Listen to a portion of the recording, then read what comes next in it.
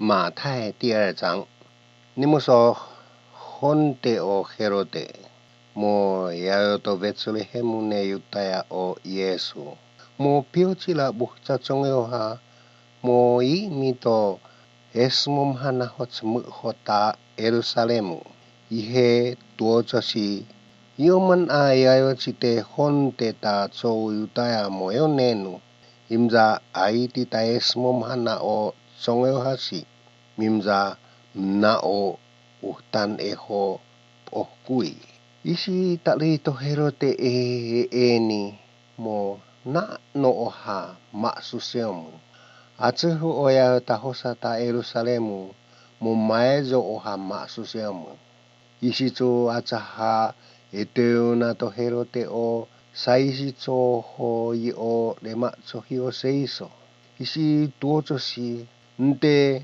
eayo nenu na Kristo iheyut inga te yayo to Bethlehemu ta Yutaya maitsa musola mainsa onia hia temopsu to yogensa Bethlehemu ta mia usnu ta Yutaya o amiko sa so okosia ta mahohosa ta Yutaya maitsa panto chihichi taichi ni te imisu ho heayo te siyaut utsa e o oko uta Israelu isitsue no autsova e o ato herote omo I mines mom hanachi la buh tsachongeoha miusni ho tu tsotsosina a tu hiesi ho moso UFO o tsongeoha isitsu tsufini ho pa mo usnu ne Bethlehemu einza temu uhne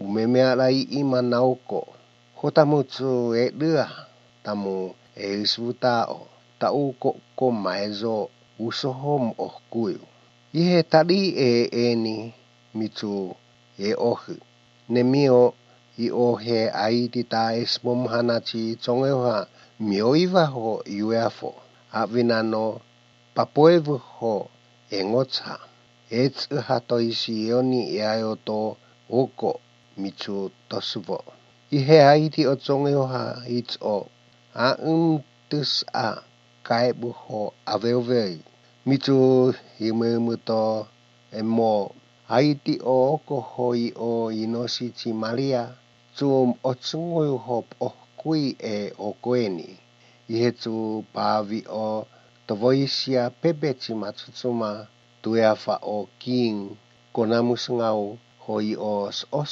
oho teonghiatoko momito chei o hamoho eisutaho o tenapa yuovei baito to herote mitsu mito unasichi cheon ho emomaine susan atavei sinemitsu e ohu moao pa toto chei to Yosefu o tensi to hamo yainza yutsu hafasioko ho isi inosi ho pusnu ne ejibuto yone en a atsu ho tautsu eutsu fnasu ho mongoi maitsa tesi yuseisei tato herote e okoeni akoevano optsoza mitsu yutsu o Yosefu ho e ohu hafanemo feuna e oko hoi o inosi ho pusnu ne ejibuto yone e atsu ne mohtsum choi o herote na e hioaeni isi mia o osila soemiza toyogen sato hamo chie te o e afine ejibuto o oko slio mitsu botsio o herote hoi he tononongonongo ito debuh tsachongeoha mo kuichi maksusukno yeni to si takli to la buh tsachongeoha chi hiesi no UFO o tsongeoha popeo sumuhnu to chouho uhne Bethlehemu ho ito aukukung si ho poh tsutsuha o mo afuun a topuskachi o kono hahotsungu e hioeni isi mia o osi enghato yogensa erimia chie Nilama isi tu tats hi o fih ngau no temuno i mongsi. Isi tingisi to leje o okosi. O amoti o honte au pova. Maita mitu tututuhu o okosi. Sutio. Ataveisi ne mohtumtsoi o herote. Ne ejivuto mo haopa toto tsei to Yosefu o tensi to hamo. Yainza. Yutsu. Hafasi okoho. Isi inosi ho. Yuovei to tseoane Israelu. Maita mitum tsoi o mosola. Michi optsoi taoko chito. Mitu eohu o Yosefu. Hafa o koho i o inosi ho iuoveine Israelu.